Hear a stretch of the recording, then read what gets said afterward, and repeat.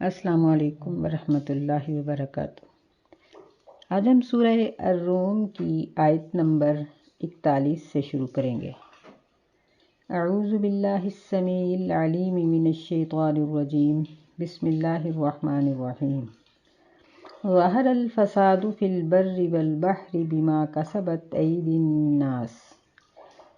फ़साद ज़ाहिर हो गया खुश्की में और समुंदर में इस वजह से जो लोगों के हाथों ने कमाया, यानी जो उनके हाथों ने किया। लियुज़ीक़हुम बअज़ल्लज़ी अमिलू लअल्लहुम यरजिऊन, ताकि अल्लाह ताला इनको वो चीज़ चखाए जो उन्होंने अमल किए, यानी इनके अमल का बदला इनको चखाए। लअल्लहुम यरजिऊन, ताकि वो हिदायत की तरफ लौट आएँ। तो यहाँ अल्लाह ताला ने खुश्की और समुंदर के फसादात का ज़िक्र किया कि अल्लाह ताला ने ज़मीन के मैदान, पहाड़, सहरा वगैरह सब कुछ बनाए, और इसी तरह समुंदर भी बेशुमार जज़ीरों से और साहिलों से आबाद है, भरा पड़ा है। ये सब चीज़ें अपने मामूल के मुताबिक होती हैं। ज़मीन के तमाम मामलात, मसलन बारिशों का उतरना, हवाओं का चलना, मौसमों का आना और सेहत और तंदुरुस्ती और बाकी तमाम मखलूक़ात की पैदावार, ये सब चीज़ें अल्लाह ताला ने एक ख़ास अंदाज़े के मुताबिक बनाई, और सब चीज़ें अपने अल्लाह की मर्ज़ी के मुताबिक, अपने कानून के मुताबिक चल रही होती हैं। ऐसे ही समुद्रों में लहरों का उठना, तूफ़ानों का उठना, या समुद्री मखलूक़ात का पैदा होना, या उनका इंसानों के हाथ में आना, ये सब चीज़ें भी मामूल के मुताबिक हो रही होती हैं। लेकिन इंसानों के अमाल इस किस्म के हो जाते हैं कि अल्लाह ताला इन्हीं चीज़ों के साथ इंसान को सज़ा दे देता है। जिस तरह अल्लाह ताला ने हाथी वालों के ऊपर कोई और किस्म की फ़ौज नहीं भेजी, बल्कि परिंदे भेजे और छोटे छोटे कंकरों से उनको ख़त्म करवा दिया। ऐसे ही अल्लाह ताला ने कौम आद को आंधी के साथ ख़त्म करवाया। बहुत सी कौमों को अल्लाह ताला ने चीख और ज़लज़ले के साथ ख़त्म किया। ऐसे ही कई कौमों के ऊपर बीमारियों के अज़ाब आए। तो ये सब कुछ इंसान के अपने किए की वजह से होता है। ज़हरल फ़सादु फ़िल बर्रि वल बहर, यानी ये जो अब हम देख रहे हैं कि मौसमों के अंदर वो हालात नहीं रहे जो पहले होते थे। हवाएं अपने वक्त पे नहीं चलती, बारिशें या तो होती नहीं, या होती हैं तो इतनी होती हैं कि खड़ी फसलें तबाह हो जाती हैं। बर्फ़ बेवक्त बरसती है। इसी तरह गर्मी सर्दी का कोई तवाज़ुन हमें यानी पहले की तरह का नज़र नहीं आता। तो ये मौसमों के अंदर जो तब्दीली होती है, इसकी एक वजह तो ये है कि इंसानों के गुनाहों की वजह से अल्लाह ताला मौसमों के अंदर तब्दीली कर देते हैं, और अवाम जो इंसान हैं वो इससे मुतासर होते हैं। दूसरा ये है कि हमारे अपने ही हाथों के किए हुए की वजह से ज़मीन और समुंदर के हालात बदल गए। मसलन जब से कारखानों की कसरत हुई, फैक्ट्रियों की कसरत हुई, तब से मौसम की सर्दी ख़त्म होना शुरू हो गई, फ़ज़ा की सफाई ख़त्म हो गई, आलूदगी बढ़ गई। ऐसे ही जिस तरह ये बयान किया जाता है कि कूड़ा करकट और इस तरह की तमाम चीज़ें, ख़ास तौर पर प्लास्टिक के जो शापर हैं, ये जब बह कर समुंदर में जाते हैं तो समुंदर का बहुत सा हिस्सा इन्होंने ढांपा हुआ है, जिसकी वजह से समुद्री मखलूक मुतासर हुई, मछलियाँ मर गईं। और फिर इस तरह कई किस्म के ऐसे तेल के जहाज़ होते हैं जो समुंदर में फट जाते हैं, और बहुत सी आबी मखलूक मर जाती है। तो यानी ये हैं ज़मीन के ज़ाहरी फसादात कि इंसान के अपने ही किए हुए की वजह से ज़मीन के पानी का जायका बदल गया, हवाओं की तासीर बदल गई, ज़मीन ने बरकत उगाना छोड़ दी, आसमान ने बारिश बरसाना कम कर दी। तो ये सब कुछ एक वजह ये। दूसरी वजह इंसान के गलत आमाल की वजह से इन सारी चीज़ों के ज़रिए, जिस चीज़ के ज़रिए अल्लाह ताला जिस कौम को चाहता है सज़ा दे देता है। जिस तरह पहले मिसाल दी गई है कि कौम आद को देखें, इसी तरह कौम फ़िरौन को देखें कि वही समुंदर था, वही दरिया था, लेकिन उसी में वो लोग डूबे और हलाक हो गए। तो फरमाया कि ये छोटी छोटी मुसीबतें जब आती हैं تو ان کی وجہ یہ ہوتی ہے لعلہم یرجعون کہ وہ ہدایت کی طرف شاید لوٹ آئیں۔ بخار چڑھ گیا، جسمانی طور پر کوئی اور تکلیف آ گئی، اپنا کوئی عزیز فوت ہو گیا، مال کا نقصان ہو گیا، کوئی دکھ اور پریشانی آ گئی، اس لیے کہ بندہ اپنے رب کی طرف رجوع کرے۔ اگر کوئی بندہ پھر بھی رجوع نہ کرے، پھر اللہ تعالیٰ اس کی رسی دراز کر دیتے ہیں، پھر اس کو ایک ہی دفعہ پکڑتے ہیں، جب چھوڑتے نہیں۔ اللہ تعالیٰ ہمیں محفوظ رکھے۔ قُلْ سِیرُوا فِی الْأَرْضِ فَانظُرُوا کَیْفَ کَانَ عَاقِبَةُ الَّذِینَ مِن قَبْلُ، کہہ دیجئے کہ زمین میں چلو پھرو، پس تم دیکھو کہ کیا انجام ہوا ان لوگوں کا من قبل جو اس سے پہلے تھے، یعنی پہلی وہ قومیں جنہوں نے گناہ کیے، اللہ تعالیٰ کی نافرمانیاں کی، ان کا انجام کیا ہوا، کس طرح وہ ہلاک کر دیے گئے۔ کان اکثرہم مشرکین، ان میں سے اکثر مشرک تھے، یعنی تقریباً جن قوموں کو ہلاک کیا گیا ان کا سب سے بڑا گناہ شرک ہی تھا، تقریباً، یعنی یہ گناہ ہر قوم میں مشترکہ ہی رہا ہے۔ باقی گناہ اپنے اپنے طریقے کے تھے، لیکن شرک کا گناہ یہ تمام ہلاک شدہ قوموں میں یہ مشترک ہے۔ فَأَقِمْ وَجْهَكَ لِلدِّينِ الْقَيِّمِ مِن قَبْلِ أَن يَأْتِيَ يَوْمٌ، بس آپ سیدھا کیجئے، درست کیجئے اپنے چہرے کو اس مضبوط دین کے لیے، من قبل، اس سے پہلے، ان یأتی یوم لا مرد لہ من اللہ، کہ وہ دن آ جائے جس کو ٹالا نہیں جا سکے گا اللہ تعالیٰ کی طرف سے، یعنی اللہ تعالیٰ اس کو کسی صورت بھی واپس نہیں لیں گے۔ قیامت جب برپا ہو جائے گی تو اگرچہ اللہ اس بات پر طاقت رکھتے ہیں، لیکن یہ اللہ کا اٹل فیصلہ ہے کہ پھر اس کو ٹالا نہیں جائے گا۔ یومئذ یصدعون، اس دن وہ علیحدہ علیحدہ ہو جائیں گے، ٹولیاں ٹولیاں بنا دیے جائیں گے۔ یعنی یہاں ایک تو یہ بات بتائی جا رہی ہے، کہی جا رہی ہے کہ آپ قیامت کے آنے سے پہلے پہلے اپنے آپ کو درست کر لیں۔ دوسری بات یہ بتائی جا رہی ہے کہ دین قیم کے لیے اپنے آپ کو وقف کر لیں، یعنی یہی دین ایک ایسا ہے جو دنیا اور آخرت کی تمام مصیبتوں سے نجات دلا سکتا ہے۔ تیسری بات یہاں یہ بتائی جا رہی ہے کہ قیامت کا دن جب آ جائے گا، قیامت جب برپا ہونا شروع ہو جائے گی تو پھر اللہ تعالیٰ اس کو نہیں لوٹائیں گے۔ چوتھی بات اس آیت میں یہ بتائی جا رہی ہے کہ اس دن لوگ ایک دوسرے کی اوٹ لے کر چھپ کر بچ نہیں سکیں گے، بلکہ ہر قسم کے گناہ گار کی ٹولی الگ کر دی جائے گی۔ کوئی بھی گناہ گار نیک لوگوں کے اندر چھپ کر اپنے آپ کو بچانے میں کامیاب نہیں ہو سکے گا۔ استغفر اللہ۔ من کفر فعلیہ کفرہ ومن عمل صالحا فلانفسہم یمہدون، جس شخص نے کفر کیا پس اسی پر اس کے کفر کا وبال ہے، اور جو شخص نیک عمل کرے گا پس وہ اپنے ہی نفسوں کے لیے جگہ بناتے ہیں، یعنی کفر کرنے والے کا اپنا ہی نقصان ہے، اور جو نیکی کرتا ہے وہ نیک شخص اللہ تعالیٰ کی بادشاہت، اس کی حکومت میں کوئی اضافہ نہیں کرتا، اللہ کو کوئی فائدہ نہیں پہنچا رہا، بلکہ وہ اپنے ہی نفس کے لیے کوئی اچھی جگہ بنا رہا ہے کہ مرنے کے بعد اس کو سکون مل جائے، جنت مل جائے۔ لِيَجْزِيَ الَّذِينَ آمَنُوا وَعَمِلُوا الصَّالِحَاتِ مِن فَضْلِهِ، تاکہ اللہ تعالیٰ ان لوگوں کو بدلہ دے جو ایمان لائے اور جنہوں نے نیک عمل کیے اپنے فضل سے، یعنی اپنے فضل سے ان کو اچھا بدلہ دے۔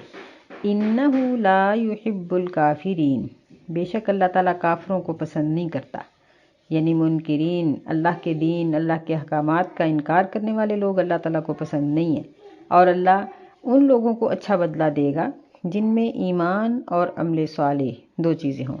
یعنی اس سے معلوم ہوا کہ اگر ایک شخص نیک عمل کرتا ہے، مثلاً کسی گرے پڑے کو اٹھا دیتا ہے، کسی کی مدد کرتا ہے، کسی رونے والے کو حوصلہ دے دیتا ہے، کسی غریب کی مدد کر دیتا ہے، لیکن اس میں ایمان نہیں ہے تو اس کے نیک عمل کا اس کو کوئی فائدہ نہیں۔ اور اگر ایک شخص میں ایمان ہے، وہ کلمہ پڑھتا ہے لیکن نیکی نہیں کرتا، تو خالی اس کا یقین کر لینا اس کے لیے کافی نہیں ہوگا، بلکہ یہ دونوں چیزیں ضروری ہیں آخرت کے عذاب سے بچنے کے لیے، کہ ایمان بھی ہو اور عمل صالح بھی ہو، کیونکہ اللہ تعالیٰ کو منکرین اچھے نہیں لگتے۔ وَمِنْ آيَاتِهِ أَن يُرْسِلَ الرِّيَاحَ مُبَشِّرَاتٍ وَلِيُذِيقَكُم مِّن رَّحْمَتِهِ، اور اس کی نشانیوں میں سے ایک یہ ہے کہ وہ ہواؤں کو بھیجتا ہے، مبشرات، خوشخبری دینے والیاں، وَلِيُذِيقَكُمْ اور تاکہ وہ تمہیں چکھائے پہنچائے اپنی رحمت۔ یہاں اللہ تعالیٰ نے ریاح کا لفظ بولا ہے، تو قرآن مجید میں جہاں بھی اچھی ہواؤں کا ذکر آتا ہے وہاں ریاح کا جمع کا لفظ بولا جاتا ہے، اور جہاں عذاب والی ہوا کا ذکر کیا گیا ہے وہاں ریح کا ذکر کیا ہے۔ یہی وجہ تھی کہ نبی صلی اللہ علیہ وسلم کے زمانہ مبارک میں جب بھی آندھی کے حالات پیدا ہوتے تو نبی صلی اللہ علیہ وسلم دعا فرماتے کہ اللہم اجعلہ الریاح ولا تجعلہ الریح، او کما قال صلی اللہ علیہ وسلم، اے اللہ اس کو ہوائیں بنا دو، ہوا نہ بنانا۔ تو عائشہ رضی اللہ تعالیٰ عنہ نے پوچھا تو آپ نے فرمایا کہ اللہ تعالیٰ نے جہاں عذاب والی ہوا کا ذکر کیا ہے وہاں واحد کا لفظ بولا ہے، اور جہاں رحمت والی ہواؤں کا ذکر کیا ہے وہاں جمع کا لفظ بولا ہے۔ تو فرمایا کہ وہ مبشرات، خوشخبری دینے والی ہوائیں، سردی کی ہوا، بارش سے پہلے کی ہوا، پھر اسی طرح بعض دفعہ انسان بڑا پریشان ہوتا ہے لیکن ایسی ہوا چلتی ہے کہ اس کے دل کو سکون ہو جاتا ہے، اس کی پریشانی موسم کی اچھائی کی وجہ سے کم ہو جاتی ہے، تو یہ سب اس کی رحمت سے ہے۔ وَلِيُذِيقَكُم مِّن رَحْمَتِهِ اور تاکہ وہ تمہیں اپنی رحمت چکھائے، یعنی ایک تو ہوائیں مبشرات بن جاتی ہیں، دوسرا پھر اس کے بعد بارش کا امکان ہوتا ہے۔ وَلِتَجْرِيَ الْفُلْكُ بِأَمْرِهِ اور تاکہ کشتیاں چلیں اس کے حکم سے۔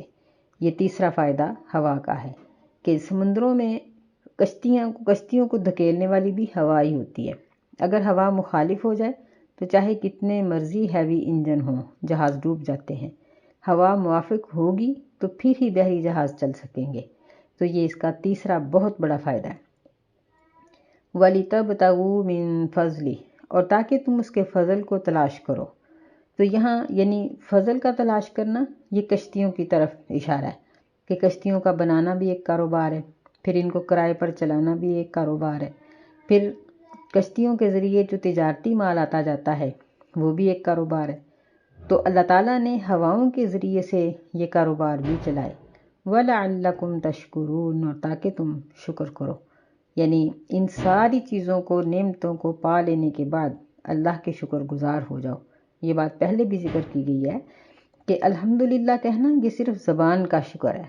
شکر کا معنی بہت وسیع ہے، اس میں اللہ تعالیٰ کی پہچان، نعمت کی ضرورت محسوس کرنا، پھر اس نعمت کے ملنے پر اللہ کے شکر گزار ہونا، پھر اس نعمت کو سنبھالنا، ضائع ہونے سے بچانا، پھر اس کو اس جگہ پر خرچ کرنا جہاں اللہ تعالیٰ پسند کرے، یعنی انسان کا پورا جسم ہی اگر اللہ کی اطاعت اور فرما برداری کرے تو پھر ہی اس کا شکر ادا ہوتا ہے۔ اللہ ہمیں توفیق عطا فرمائے۔ وَلَقَدْ أَرْسَلْنَا مِن قَبْلِكَ رُسُلًا إِلَىٰ قَوْمِهِمْ اور البتہ تحقیق یعنی بلا شبہ بے شک ہم نے بہت سے رسول بھیجے آپ سے پہلے۔ رسول یہ رسول کی جمع ہے، إِلَىٰ قَوْمِهِمْ اپنی قوموں کی طرف، فَجَاءُوهُم بِالْبَيِّنَاتِ پس وہ ان کے پاس روشن دلیلیں لے کر آئے۔ فَانْتَقَمْنَا مِنَ الَّذِينَ أَجْرَمُوا وَكَانَ حَقًّا عَلَيْنَا نَصْرُ الْمُؤْمِنِينَ بس ہم نے ان لوگوں سے انتقام لیا جنہوں نے جرم کیا، اور ہم پر حق ہے مومنوں کی مدد کرنا۔ یعنی نبی علیہ السلام کو تسلی دی جا رہی ہے کہ آپ کے ساتھ آپ کی قوم جو کچھ کر رہی ہے یہ شروع سے ہی چلتا آیا، اور ہم نے بھی مجرم لوگوں کو چھوڑا نہیں بلکہ ہم نے ان سے انتقام لیا، بدلہ لیا، اور مومنوں کو نجات دینا ہمارا حق ہے۔ یعنی یہ پکی دلیل ہے اس بات کی، یقین دہانی ہے کہ مومنوں کو اللہ تعالیٰ ضرور نجات دے دیتا ہے جیسے بھی وہ چاہے۔ مومن کے لیے شہادت بھی ایک بہت بڑی نجات ہے، اور دنیا کی کامیابی بھی اس کے لیے بہت بڑی نجات ہے۔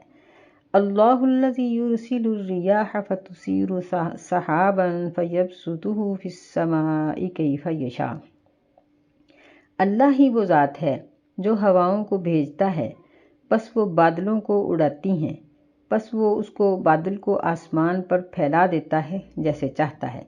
وَيَجْعَلُهُ كِسَفًا اور وہ وہی بادلوں کو تہ بتہ کرتا ہے۔ فَتَرَى الْوَدْقَ يَخْرُجُ مِنْ خِلَالِهِ پس تو دیکھتا ہے بارش جو ان بادلوں کے درمیان سے اترتی ہے۔ یہاں اللہ تعالیٰ نے پھر اپنی اس رحمت اور بارش کا ذکر کیا۔ فَإِذَا أَصَابَ بِهِ مَن يَشَاءُ مِنْ عِبَادِهِ بس وہ اپنی وہ بارش جس کو چاہتا ہے اپنے بندوں میں سے پہنچا دیتا ہے۔ اِذَا هُمْ يَسْتَبْشِرُونَ تو اس وقت وہ اس سے خوش ہوتے ہیں۔ یعنی اللہ تعالیٰ نے یہاں دوبارہ بارش کا تذکرہ اس لیے کیا کہ مشرکین اپنے معبودوں کے پاس جاتے ہیں اور ان سے آرزوئیں کرتے ہیں اور کئی منتیں مانتے ہیں، تو یہ اس بات کو نہیں جانتے کہ جب بارش کا نازل کرنے والا اللہ ہے تو پھر کسی اور چیز کا عطا کرنے والا کوئی اور کیسے ہو سکتا ہے۔ حقیقت یہی ہے کہ ہر چیز کا معطی صرف اللہ ہی ہے۔ وَإِن كَانُوا مِن قَبْلِ أَن يُنَزَّلَ عَلَيْهِم مِّن قَبْلِهِ لَمُبْلِسِينَ، اور اگرچہ وہ اس بارش کے ان پر اترنے سے پہلے یقینی بات ہے کہ وہ نا امید تھے، یعنی ان کو بارش کی امید نہیں تھی، اللہ تعالیٰ نے ان کو امیدوار کیا، بادل ان کے اوپر اللہ تعالیٰ نے بنا دیے، پھر اس میں سے بارش کو نازل کر دیا۔ فانظر إلى آثار رحمت اللہ کیف یحیی الارض بعد موتها، پس دیکھو اللہ کی رحمت کے نشانوں کی طرف کہ وہ کس طرح سے زمین کو اس کے مردہ ہونے کے بعد زندہ کرتا ہے۔ ان ذلک لمحیی الموتى وهو على كل شیء قدیر، بے شک اسی طرح وہ مردوں کو بھی زندہ کرے گا اور وہ ہر چیز پر قادر ہے۔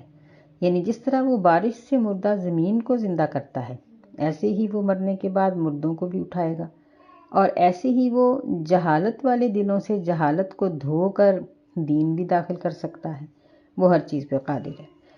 وَلَئِنْ أَرْسَلْنَا عَلَيْهِمْ رِيحًا فَرَأَوْهُ مُصْفَرًّا، اور اگر ہم ان کے اوپر ہوا بھیجتے، یعنی ایسی ہوا جس میں عذاب ہوتا، آندھی ہوتی، یہاں دیکھیے کہ واحد کا لفظ اللہ نے فرمایا ریحًا، یعنی تکلیف دہ ہوا، فَرَأَوْهُ مُصْفَرًّا، پس وہ دیکھتے کہ ان کا کھیت زرد پڑا ہے، لَظَلُّوا مِن بَعْدِهِ يَكْفُرُونَ، تو یقینی بات ہے کہ وہ اس کے بعد ناشکری کرنے والے ہو جاتے، یعنی وہ اللہ کی شکر گزاری سے ہی منہ پھیر لیتے۔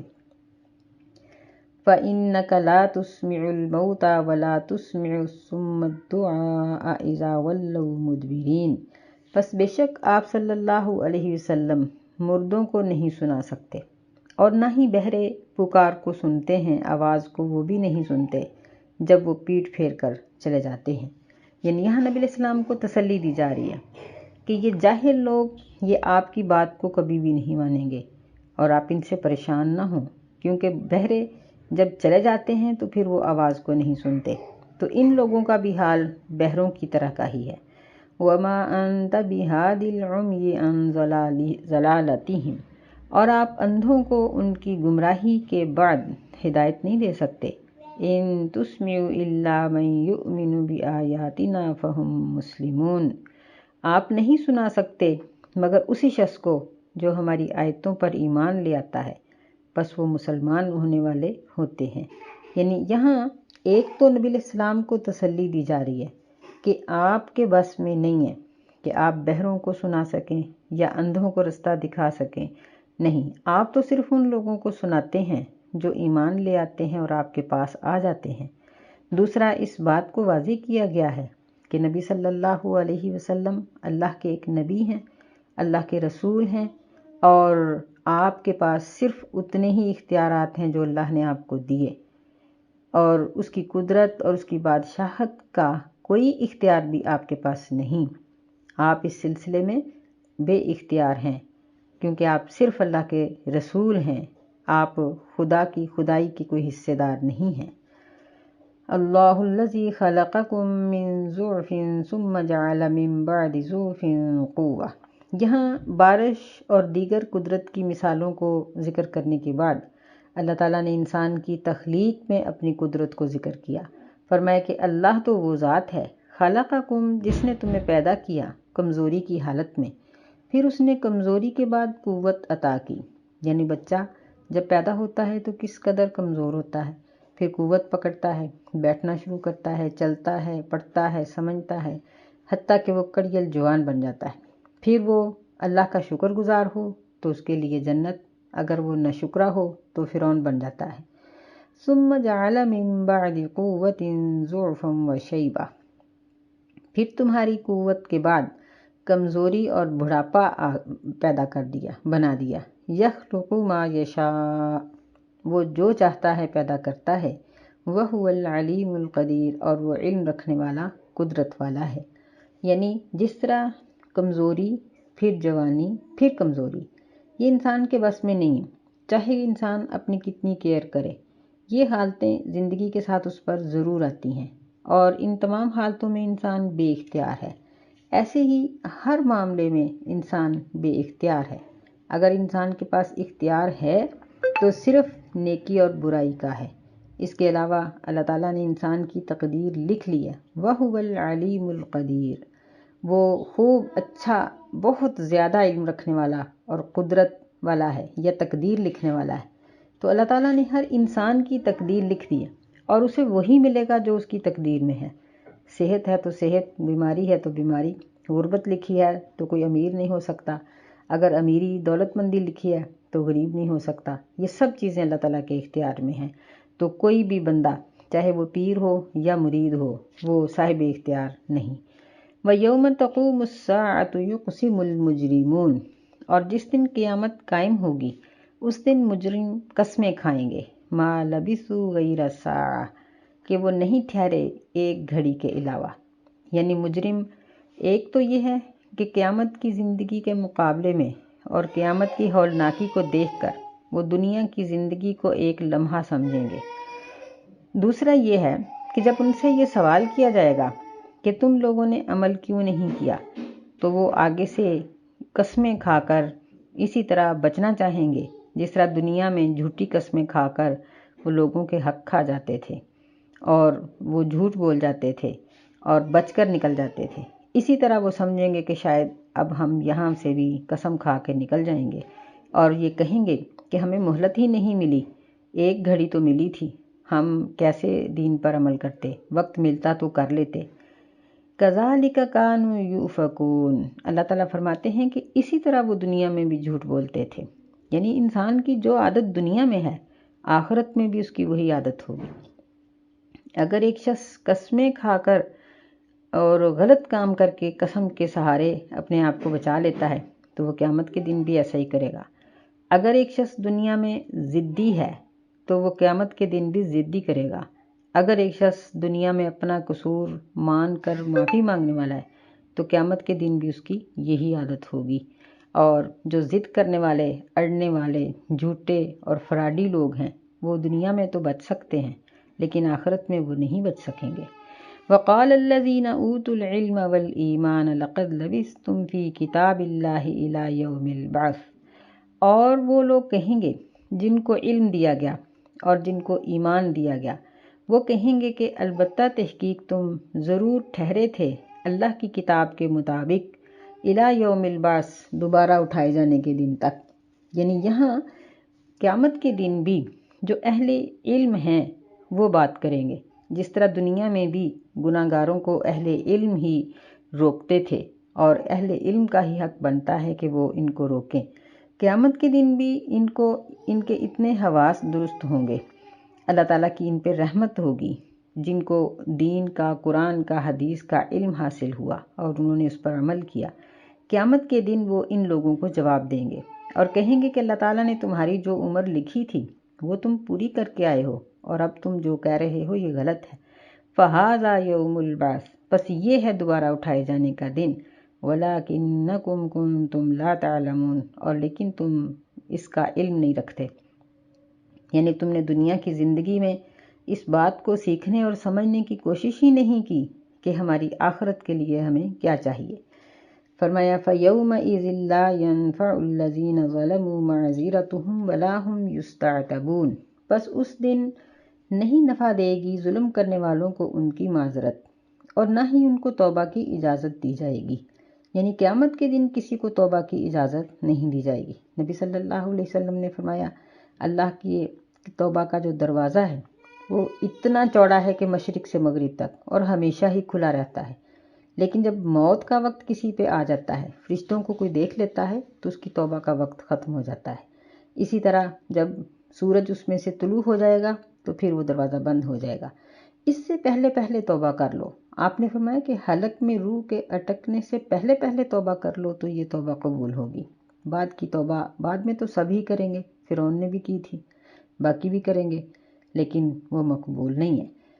وَلَقَدْ ضَرَبْنَا لِلنَّاسِ فِي هَذَا الْقُرْآنِ مِنْ كُلِّ مَثَلٍ، اور بے شک ہم نے بیان کر دی اس قرآن مجید میں ہر قسم کی مثال، یعنی ہر طریقے سے ہم نے لوگوں کو سمجھا دیا، اور تمام قسم کے معجزے اور سمجھانے کے تمام طریقے ہم نے اس میں اختیار کیے، ڈانٹ کر بھی، پیار سے بھی، لالچ دلا کر بھی، جنت کے مناظر دکھا کر بھی، جہنم سے ڈرا کر بھی، لیکن یہ لوگ نہیں مانے۔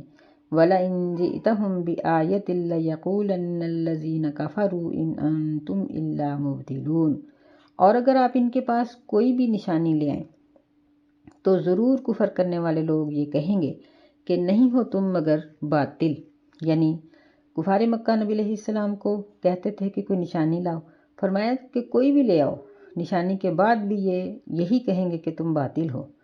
كَذَلِكَ يَطْبَعُ اللَّهُ عَلَى قُلُوبِ الَّذِينَ لَا يَعْلَمُونَ، اسی طرح اللہ تعالیٰ ان لوگوں کے دلوں پر مہر لگا دیتا ہے جو نہیں جانتے یا جو علم حاصل نہیں کرتے، یعنی جنہوں نے دین کو سیکھنے کی کوشش ہی نہیں کی، دین کو سمجھنے کی طرف آئے ہی نہیں، اللہ ان کے دلوں پر جہالت کی مہر لگا دیتا ہے کہ وہ کبھی بھی پھر ہدایت کو نہیں پا سکتے۔ اللہ سے دعا کریں کہ اللہ ہمیں ایسے لوگوں میں شامل ہونے سے بچائے، آمین۔ فاصبر، بس اے نبی صلی اللہ علیہ وسلم صبر کیجئے، ان وعد اللہ حق، بے شک اللہ کا وعدہ سچا ہے، ولا یستخفنک الذین لا یوقنون، اور ولا یستخفنک الذین لا یوقنون، اور آپ کو وہ لوگ ہلکا نہ بن کر دیں جو یقین نہیں رکھتے، یا اس کا ترجمہ یوں پڑھ لیں کہ اور آپ کو خفت میں نہ ڈال دیں وہ لوگ جو یقین نہیں رکھتے، یعنی آپ ان کے سامنے اپنے دلائل پیش کریں اور صبر کا دامن تھامے رکھیں، کہیں ایسا نہ ہو کہ آپ اپنے آپ کو ہلکا سمجھ کر صبر کا دامن چھوڑ دیں، نہیں، بلکہ مستحکم ہو کر، مضبوط ہو کر اپنا موقف بیان کرو اور اپنے موقف پر ڈٹے رہو، جو لوگ یقین نہیں رکھتے ان کی پرواہ نہ کرو۔ اللہ سے دعا ہے کہ اللہ ہمیں دین پر ثابت قدمی عطا فرمائے۔ اللہم ثبت قلوبنا علی دینک، آمین۔ السلام علیکم ورحمۃ اللہ وبرکاتہ۔